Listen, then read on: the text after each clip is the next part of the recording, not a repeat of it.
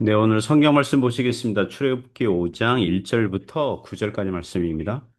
그 후에 모세와 아론이 바로에게 가서 이르되 이스라엘의 하나님 여호와께서 이렇게 말씀하시기를 내 백성을 보내라. 그러면 그들이 광야에서 내 앞에 절기를 지킬 것이니라 하셨나이다. 바로가 이르되 여호와가 누구이기에 내가 그의 목소리를 듣고 이스라엘을 보내겠느냐? 나는 여호와를 알지 못하니 이스라엘을 보내지 아니하리라. 그들이 이르되 히브리인의 하나님이 우리에게 나타나셨은즉 우리가 광야로 사흘 길쯤 가서 우리 하나님 여호와께 제사를 드리려 하오니 가도록 허락하소서. 여호와께서 전염병이나 칼로 우리를 치실까 두려워하나이다. 애굽 왕이 그들에게 이르되 모세와 아로나 너희가 어찌하여 백성의 노역을 쉬게 하려느냐? 가서 너희의 노역이나 하라. 바로가 또 이르되 이제 이 땅의 백성이 많아졌거늘 너희가 그들로 노역을 쉬게 하는도다 하고 바로가 그날의 백성의 감독들과 기록원들에게 명령하여 이르되 너희는 백성에게 다시는 벽돌에 쓸 짚을 전과 같이 주지 말고 그들이 가서 스스로 짚을 줍게 하라. 또 그들이 전에 만든 벽돌 수요대로 그들에게 만들게 하고 감하지 말라. 그들이 게으름으로 소리질러 이르기를 우리가 가서 우리 하나님께 제사를 드리자 하나니 그 사람들의 노동을 무겁게 함으로 수고롭게 하여 그들로 거짓말을 듣지 않게 하라. 네, 오늘 내 백성을 보내라. 예, 내 백성을 보내라. 이런 제목으로 하나님 말씀 증거하겠습니다. 오늘 성경 본문은 모세와 아론이 애굽의 그 바로왕에게 이스라엘 백성을 보내라고 하니까 바로왕은 그들의 요청을 무시하면서 노동량을 더 부과하여서 이스라엘 안에서 분열되기를 꾀하는 그런 사건 다루고 있습니다. 소위 영적 전쟁이 시작된 거죠. 오늘날도 세상은 교회가 하나님께 예배드리는 것에 대해서 무관심하거나 반감을 가지고 있죠. 교회가 자기들이 믿는 신은 오직 유일하신 신이시고 나머지 종교들은 사람들의 그 종교심에서 만들어낸 원래는 없는 우상신들, 이 잡다한 신들 이렇게 치부하니까 더욱 반감이 깊어지는 거죠. 이러한 반기독교 문화 속에서 살고 있는 우리는 세상을 어떻게 바라봐야 됩니까? 오늘 말씀이 통찰력을 줄 것입니다. 첫 번째 교훈은 오늘 본문이 우리에게 주는 첫 번째 교훈은 교회는 하나님께 예배드릴 때 가장 교회에 답다는 것이죠. 1절 2절에서 교훈합니다. 그 후에 모세와 아론이 바로에게 가서 이르되 이스라엘의 하나님 여호와께서 이렇게 말씀하시기를 내 백성을 보내라 그러면 그들이 광야에서 내 앞에 절기를 지킬 것이니라 하셨나이다. 바로가 이르되 여호와가 누구이기에 내가 그의 목소리를 듣고 이스라엘을 보내겠느냐 나는 여호와를 알지 못하니 이스라엘을 보내지 아니하리라. 모세와 아론이 바로왕을 찾아가죠. 그 당시 애굽 정치 제도가 백성들이 탄원할 것이 있으면 왕에게 직접 호소하는 제도가 있었다고 합니다. 우리나라에서 예전에 그 신문고 제도 있었던 것처럼 오늘날에는 청와대 게시판에 글을 올릴 수 있는 것처럼 바로왕을 쉽게 만날 수 있는 구조였다고 합니다. 모세와 아론은 하나님의 말씀을 왕에게 전달합니다. 이스라엘의 하나님 여호와께서 이렇게 말씀하시기를 내 백성을 보내라. 그러면 그들이 광야에서 내 앞에 절개를 지킬 것이니라. 2절에서 우리가 몇 가지 교훈을 알 수 있죠. 이스라엘 백성들은 바로 왕의 백성이 아니라 이스라엘 하나님 여호와의 백성이라는 것입니다. 그래서 내 백성 그래요. 하나님께서 말씀하시기를 내 백성. 하나님께서 하나님의 백성으로 부르고 있는 그들은 누구입니까? 당시 노예들이거든요. 세상에서 천하고 멸시받고 무시받는 사람들이었습니다.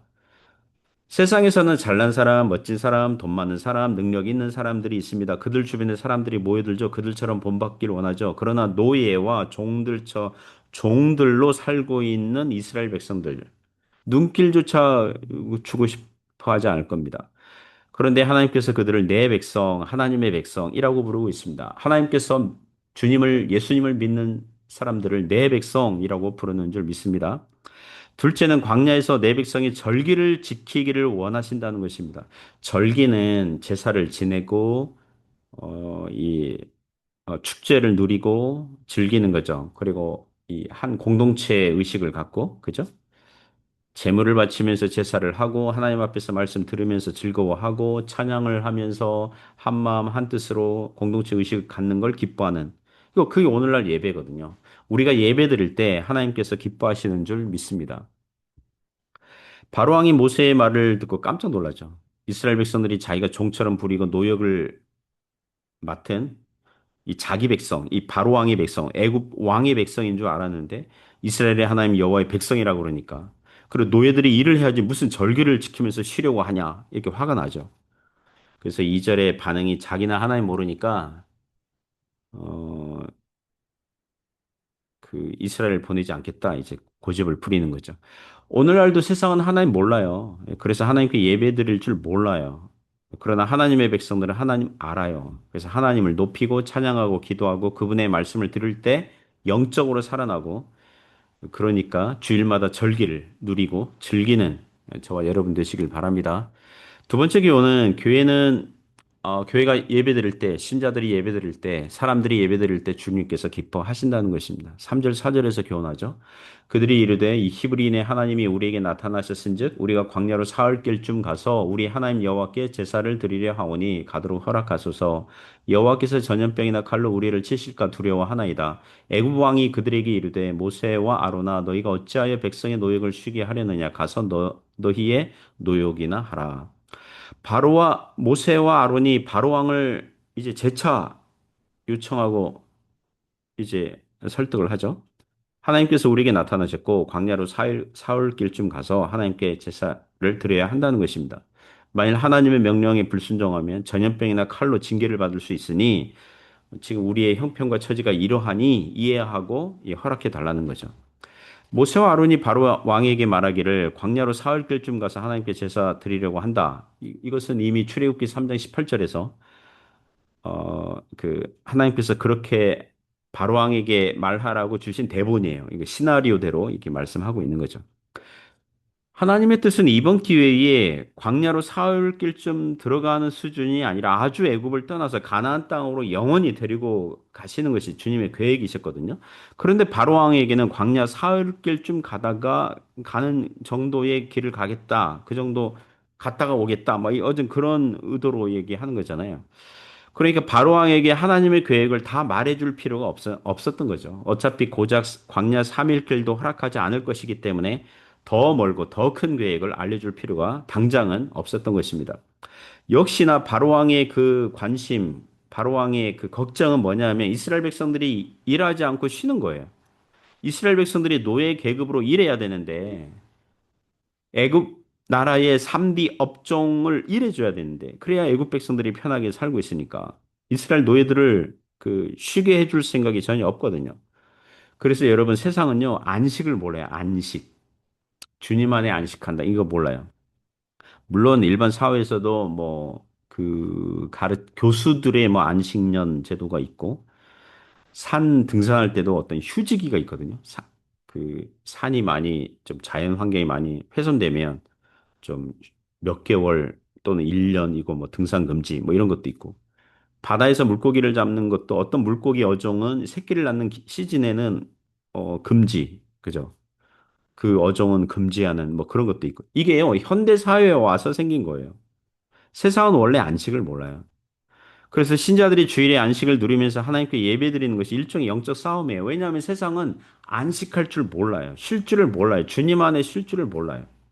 사람이 자기 인생을 책임지려고 하면 안식을 못해요. 그러나 사람의 인생을 하나님께서 책임지신다고 믿는 사람들만이 안식을 누리고 하나님께 예배하는 시간을 즐기게 되는 것입니다. 여러분 그게 주일 예배고요. 공적인 예배, 주일 성수고요. 또 우리가 이 아침에 그 아침 경건회로 이렇게 모이잖아요. 이렇게 온라인이지만 이렇게 모이지 않습니까? 이것도 안식을 누리는 거고 안식을 연습하는 거거든요. 물론 일할 때 책임감 있고 성실하게 해야 되겠죠. 그러나 일주일에 하루는 하나님께 예배드리는 날로 따로 구별하여 드릴 때 그 인생이 하나님께 주시는 복락이 풍성하게 되는 줄 믿습니다. 세 번째 교훈은 두 번째 교훈과 이어지는데요. 세상은 싫어합니다. 예배를 싫어합니다.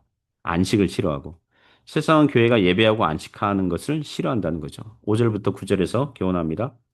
5절부터 9절 보면 바로가 모세와 아론의 말을 듣고 스스로 분석하고 진단하죠. 예, 스스로 분석하고 진단합니다. 5절에 보니까 바로가 또 이르되 이제 이 땅의 백성이 많아졌거늘 너희가 그들로 노역을 쉬게 하는도다. 아, 숫자 믿고 까부는구나. 숫자 믿고 까부는구나. 그동안 노예 생활을 잠자코 하던 이 히브리인들이 갑자기 광야 사흘 길 정도 가서 절기를 지키겠다고 하는 걸 보니까 이제 이 땅의 백성이 많아졌거늘 이스라엘 사람들의 숫자가 많아지니까 쪽수가 많아지니까 자신감을 얻었구나. 숫자로 밀어붙이면 바로 왕이 뭐 들어줄 줄로 기대했나 보지. 그래서 내린 그 해결책 이 바로 왕의 정책이 무엇입니까? 그럼 이를 더 부과하는 거죠.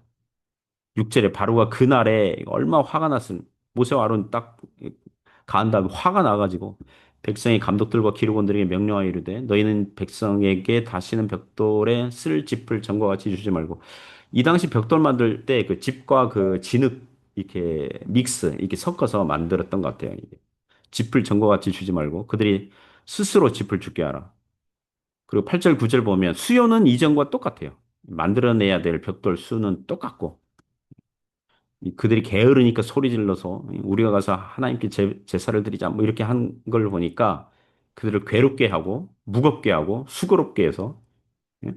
그런 이 하나님 뭐 하나님이 나타났다는 둥 하나님께 제사 드려야 된다는 둥 그런 거짓말을 어? 듣지 않게 하자 뭐 이렇게 그런 이런 명령 내리는 거거든요.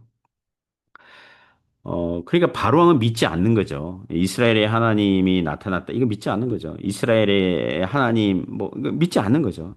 그러니까 핑곗거리에 지나지 않는다. 노예들이 일을 하지 않고 쉬려고 하는 핑곗거리에 지나지 않다. 그래서 도리어 일감을 더 주는 겁니다. 더 노동량을 더 부과하는 것입니다. 그 사람이 왕이 되면요, 많은 사람들을 다스리거나 통제하는 권한을 가지고 있으면요, 교만하기 쉽습니다. 오늘날도 세상에 지금 세계 강대국들 보십시오. 예, 지금 세계 강대국들 보세요. 미국이나 뭐 러시아나 뭐 강대국들 보세요. 마음에 안 들면 다른 나라 공격하는 거 쉬워요. 그냥 톡 하면 공격해버리고 뭐. 이 힘이 있다 생각하니까. 왜 내 마음대로 할 거야? 이런 거잖아요.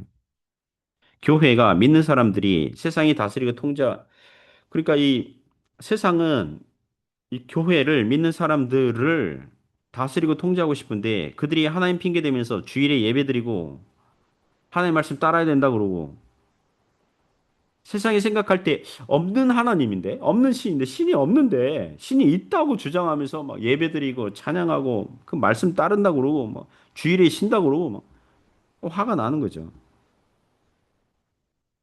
더구나 기독교인들이 뭐라 그럽니까? 오직 유일하신 하나님 한 분밖에 안 계시다 그러니까. 그 다른 종교는 완전 배타적이고 없는 신을 지금 섬기고 있다고 그러고. 그 화가 나는 거죠. 화가 나는 거죠. 사랑하는 성도 여러분 무엇입니까?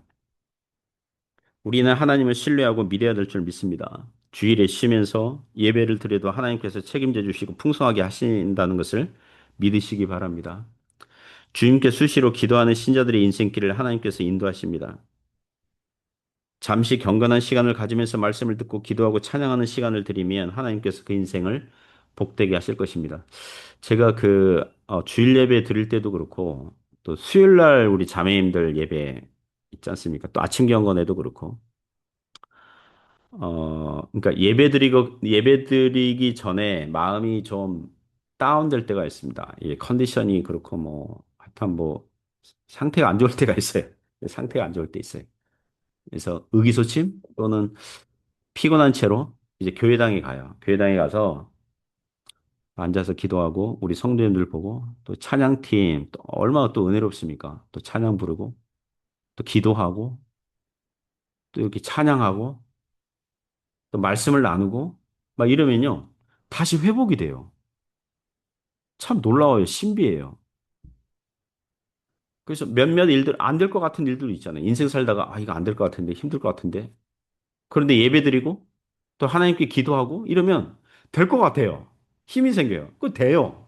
예, 주님 안에 안 되는 거 없어요. 돼요. 어떻게든 돼요. 하나님께서 축복하시고, 역사하시고, 함께 하시는 것을 부정할 수 없어요.